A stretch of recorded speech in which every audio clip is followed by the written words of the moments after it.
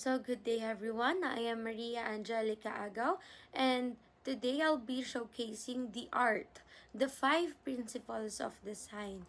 So, this is a really important to guide us no sa pag-aayos ng mga visual elements para mas maging clear, meaningful, and emotionally powerful ang message ng isang artwork.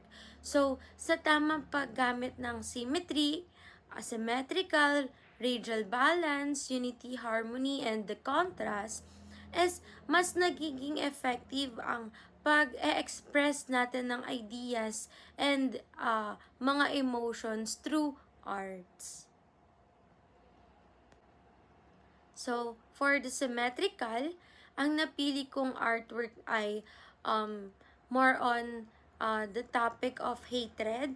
So, ang artwork na ito nga ay gumagamit ng perfect symmetry para showcase or may pakita na yung ang hatred ay nagmumula equally mula sa lahat ng sides ng mundo, no? So, sa pagmamagitan ng pagmi-mirror ng elements ng society, nature, and the distraction, mas nag-emphasize ang overwhelming pressure na sabay-sabay na nararanasan ng isang individual na tao. Next is the asymmetrical.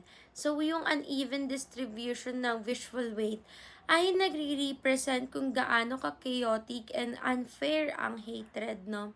Kasi kahit mas mabigat ang imagery sa isang side, is stable pa rin yung composition na nagsisimbolo kung paano napipilitang mag-endure yung isang tao kahit may imbalance sa paligid niya.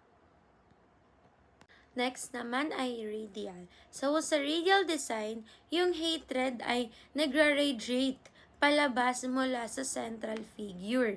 So, ipinapakita nito na yung individual ay parehong source and target ng global negativity, no? And kung paano ang personal suffering ay mas lumalawak at naaapektuhan ang mas malawak na aspeto or aspect ng mundo. Next is the unity and the harmony. So, kahit dark yung theme, is nakakamit pa rin yung visual unity sa pamamagitan ng repeated forms, colors, and interconnected elements na ipinapakita dito na kung paano yung hatred nga ay nagiging embedded at normalized na sa ating society na parang ayun nga, normal na bahagi na lang siya ng everyday life natin. And lastly is the contrast.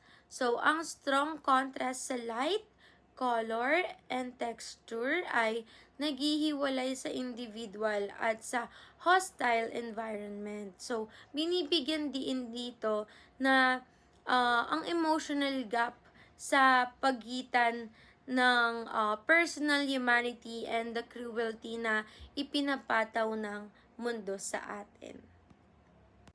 So, in conclusion, pinili ko yung principle of design na ito kasi sa tingin ko is effective nilang na ipapakita yung mensahe ng artwork tungkol sa hatred na topic ko nga na napili.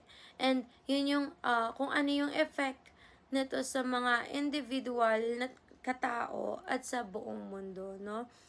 And sa tulong ng bawat principle is mas nagiging malinaw at mas ramdam yung emotion at meaning ng artwork. So, thank you po for listening to my report.